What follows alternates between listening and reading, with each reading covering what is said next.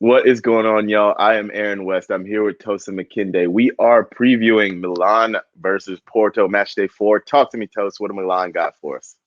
Milan right now are basically tied for first in Serie A. They are doing pretty well domestically, but in the Champions League, they're down bad, man. Like, they're just not good. Not a single win. I mean, it's a hard group. Atletico, Liverpool, and Porto. It's a very, very difficult group for anybody, but Milan just have really good form in the league, and you kind of think it will translate over. They look like they don't know what they're doing.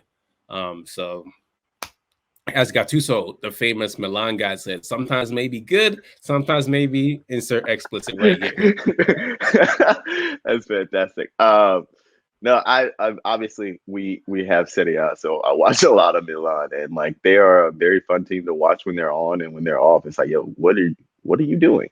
What's going on with y'all?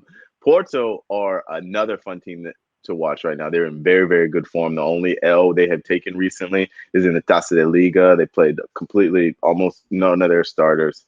Lost to Pasos, not Pasos, sorry, Santa Clara, I mean? Yeah, Santa Clara. But that doesn't matter because when their starters play, they play very, very well. Luis Diaz, Colombian winger forward, is on, like, he is insane right now. He's on fire. I was The just five-star about, skills, the sauce, the goals, like everything. I was just Mehdi about to, Taremi. Sorry, go ahead. I was about to add to your Luis Diaz point. I watched Copa America this summer, and I was like, "Who is this guy?" Because I was obviously watching Colombia because I'm a big fan of Wilmar Barrios. Shout out Hmm. to shout out to all the guys who told me about Wilmar Barrios, including Nico Cantor. Nico like basically said, "Go watch Wilmar." So I was watching Wilmar, and I was like, "Wait, who is this guy?" I was like, "Luis Diaz," and he scored bangers. Yeah, Like, again, bangers after bangers. Yes. go watch all of his Copa America goals. Guy's just amazing. So yeah, Yeah, you he plays you were with saying. so much confidence. Like he's so tricky on the ball. He loves to run at people. He scores bangers, like we said. Mehdi Taremi, their striker, is doing really, really well this year. I believe he's got 8 goals and 2 assists. Lucho has 7 goals, 2 assists across competitions. Their winger on the other side, Otavio, has played really, really well. They've got a very just solid team overall. For Porto, they're not desperate for a win, but they for them to win, they would go second. They could go second depending on how the other results go. But the next step would be to further cement either a place in the next rounds or Europa. This league, I mean, this group, like you said, is insane. So even to secure a Europa place would be great. But they really, really want to go on and get that second spot. With a win, they could take second, depending on how the other match goes. So it's not like they are desperate in a bad sense. It's they see what the opportunity is and they need it. Um, Talk to me about Milan's situation, which is not quite the same. Milan has a really good team, man. Like, I actually like their players. Like, I really like Calabria. I didn't really know how good he was until this season. I like Calabria a lot. They're right back, and their vice captain, their main captain, is Romagnoli.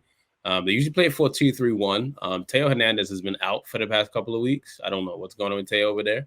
But they usually play 4-2-3-1. Have their 10, Frank Kessier and Benacer in the midfield, maybe Tonali. Depending, Fakaya Tomri and Romagnoli usually are back two, like together, and they have Rebic on the side sometimes. Salamaker. I'm a big fan of Rafael. Rafael is playing with the confidence of a grown man. Casiello sometimes comes off the bench and gives them a little bit of trickery. Simon Kjaer sometimes plays as well. That's another really good player that they have.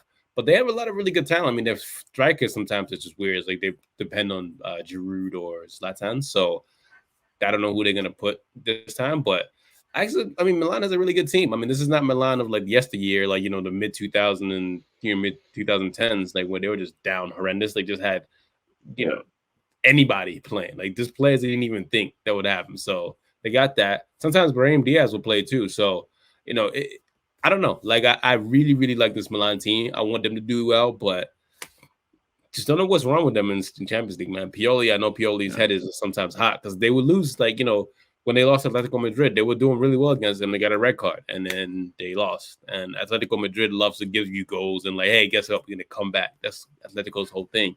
Liverpool was a hard thing. They gave Liverpool a good fight, but they didn't play too well against Porto last time. So, I think that they should do pretty well this time. So yeah.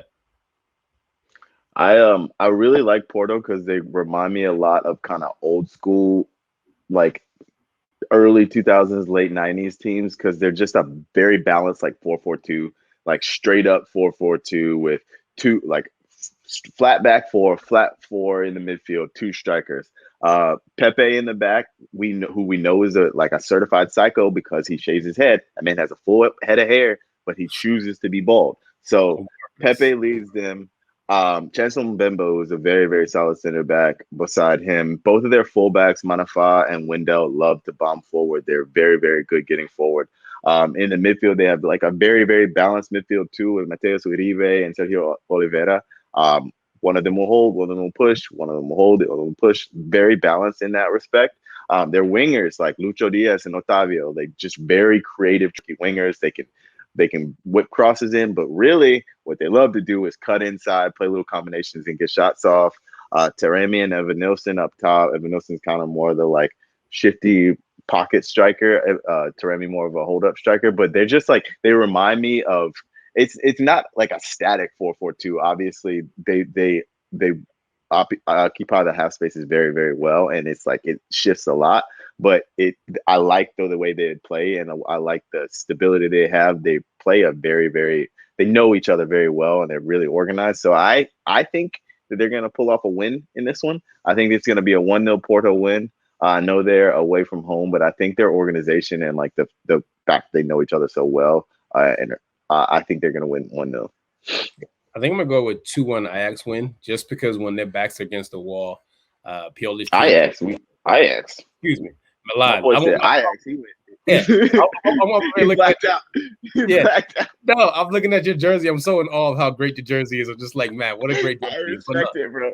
I really respect it. I'm not gonna lie. 2-1 Milan win. I think got lost in the sauce. I feel it. Yeah, it happens. It happens to the best of us. Even us that like have to do this professionally can get lost sometimes. But I'm going to 2-1 Milan win. Back at the San Siro.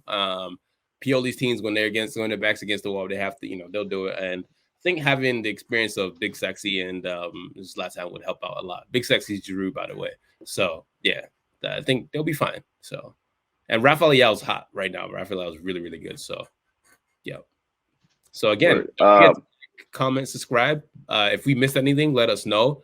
I do mess up, so don't bring up that Ajax thing because I do mess up. I take full orders of that. But yeah, like, comment, subscribe, and we'll be back and give you guys more content.